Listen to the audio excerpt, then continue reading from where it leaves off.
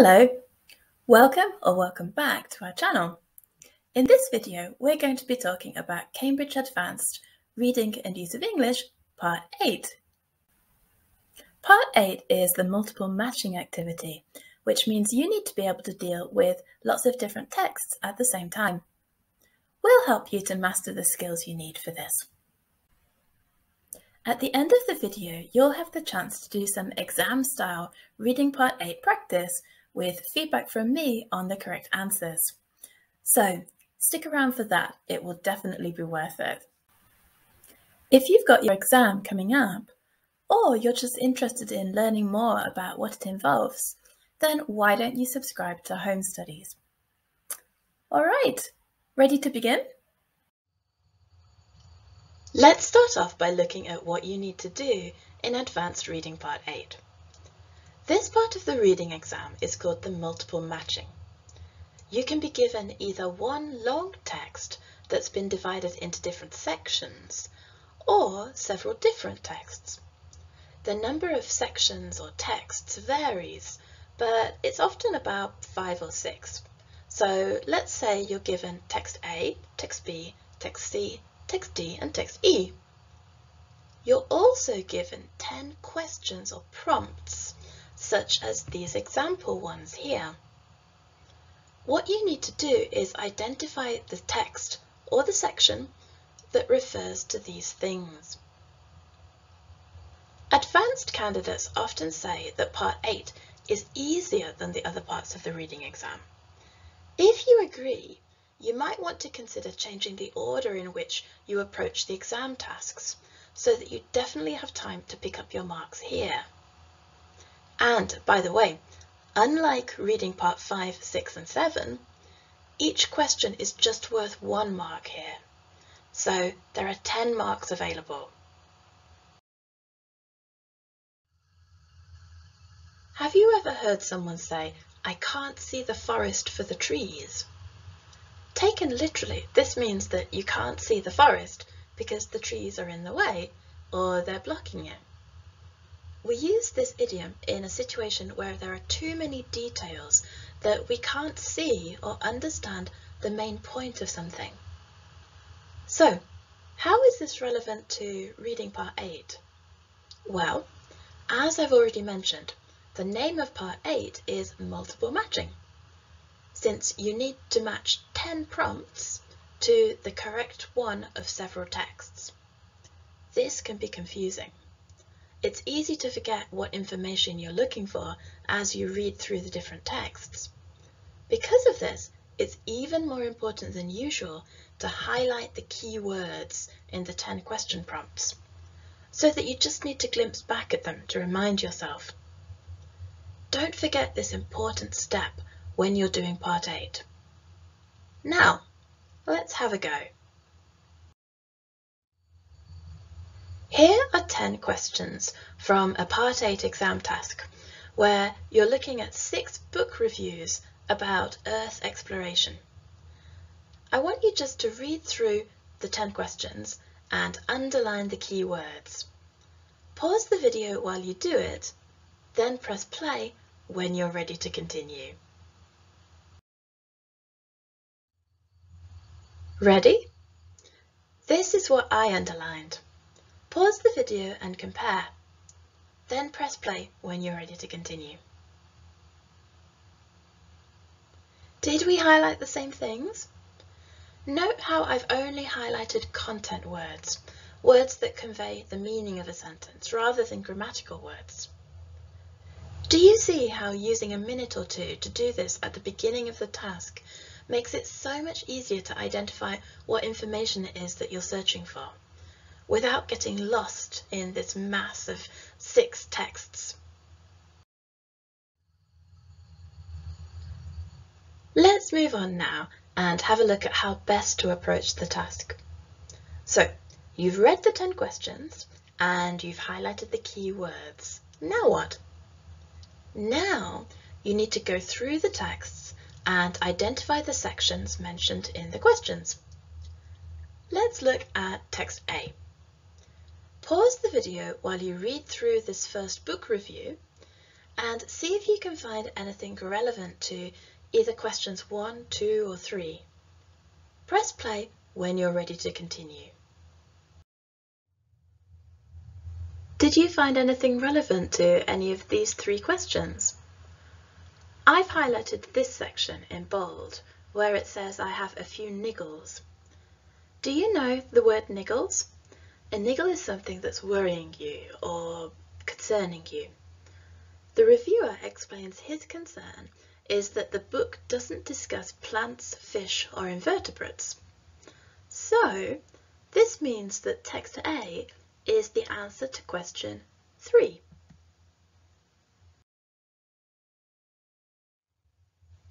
Let's have a look at another text. This is text B, another book review. Now again, pause the video while you read through it. See if you can find any sections that are relevant to either question 1 or question 2. Then press play when you're ready to continue. Did you manage to find the answer? In text B, it says that this traveller, Holmes, visited nearly every country on the planet over a 60-year period. This matches what it says in question 1, where it uses the expression to leave no stone unturned. This means that you do everything you possibly can to achieve something. So, text B is the answer to question 1. Okay, so hopefully you see how to deal with part 8 now. Although remember, in a real part 8 task, you would have 10 questions and probably 5 or 6 texts. So a lot more work for you to do than in this little example. But the principles are the same. Right, now it's time for you to try a real part 8 exam task on your own. Pause the recording while you download the practice pack that goes with this video. It contains a part 8 reading task, so the questions and texts A to F. Complete the task, seeing if you can put what we've talked about into practice. Then restart the video when you're ready to check your answers. Okay, let's go over the task then, starting with question 1. The first question was which text mentions that people may be unaware of something that's causing disease in their bodies? When I looked at this question, I underlined some key words, unaware and causing disease. So, what's the answer? The answer to question 1 is D. Why?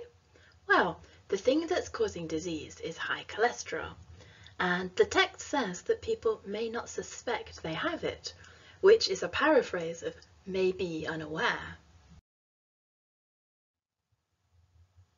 Now let's look at question 2. Here I underlined the keywords cutting back too much. Cutting back means to do or to use less of something. And I also underlined the keyword harmful. So, what's the answer? The answer here is C. Cutting back refers to the detox process, which the text explains often involves avoiding foods such as wheat or dairy products. The text goes on to say that excluding these food types, cutting them out completely, can be damaging, which is a synonym for harmful. Okay, let's move on to question 3. This time I underlined the keywords embarrassed, and this could be for you. So, what's the answer? Well, the answer is E. Text E talks about an online alternative to a personal trainer. The text explains that this is perfect for the self-conscious exerciser, and self-conscious is a synonym for embarrassed. Next is question 4. Here I underlined the keywords shocking hygiene confession. Did you know the word confession? A confession is when you admit to doing something wrong or embarrassing. So what's the answer? Well, the answer is A. In this text, the writer claims that 1 in 3 men and 1 in 5 women admit they don't wash their hands after going to the toilet or before preparing food. The use of the word admit shows that this is a confession, and as well as obviously being quite disgusting, it shows his or her disgust by saying it's enough to put you off eating out. Moving on, question 5. Here I've underlined the key words flexible way, monitor, activity and performance levels. So, what's the answer? Well, the answer is E. As we've already mentioned, text E talks about an online personal training system. The relevant section of the text here is where it says that this is a solution if work takes up too much of your time or makes it difficult for you to commit to regular sessions. So, this solution is much more flexible. Question 6. Here I underlined the keywords change in body reaction and dangerous. So, what's the answer? Well, the change referred to in the question is the change that happens in the brain if we take too many painkillers, and the consequent lowering of our pain threshold. One of the clues here is the word differences, which is a synonym for change. The danger that's mentioned in the question is becoming hooked on or addicted to painkillers. Let's move on to question 7. Here I underlined the words drastic measures, not achieve, and expected results. Do you know this expression, drastic measures? To take drastic measures means to do something extreme. So, what's the answer? Well, the answer is C. The drastic measures refer to detoxing, depriving our bodies of certain substances. The text explains that despite its popularity, experts have pointed out that there's no evidence to support it. So, therefore, you might not achieve your expected results. Now, question 8. Here I underlined the keywords reassess your lifestyle and causing a bad habit. So, what's the answer? The answer to question 8 is F, which talks about the dangers of drinking too much, and that's the bad habit referred to in the question. The text recommends a website where you can test yourself to determine if alarm bells should be ringing. Do you know this idiom? It means to check if you should be worried. Okay, now question 9. Here I underlined the keywords be aware of the risks and seem safe. So, what's the answer? The answer here is B. The thing that seems safe is taking painkillers, as it explains in the first few lines of text B. Further down text B, the writer uses the word blasé, which is an adjective that means that we're so used to something, we don't really think about it anymore. According to the writer, that's how we've become when it comes to the dangers of painkillers. Finally, question 10. In this question, I've highlighted almost all the words in the question because there's quite a lot of information there. Firstly, we're looking for a particular health problem. This health problem is high profile, meaning it's received a lot of attention. And finally, this problem boosts manufacturers' turnover, meaning it makes money for them. So, what's the answer? Well, the answer is D. The health problem in question is high cholesterol, which text D says has received a lot of publicity. The people making money from this are the manufacturers of special foods that supposedly help lower your cholesterol. Right, that's all for today then. Hopefully you've now got a better understanding of how to deal with reading part 8. I hope this video was useful. If so, then please click the like button. What about you? Do you have any strategies or tips that help you with Part 8? If so, put them in the comments section below. So, I hope to see you soon in the next video. Have a lovely day.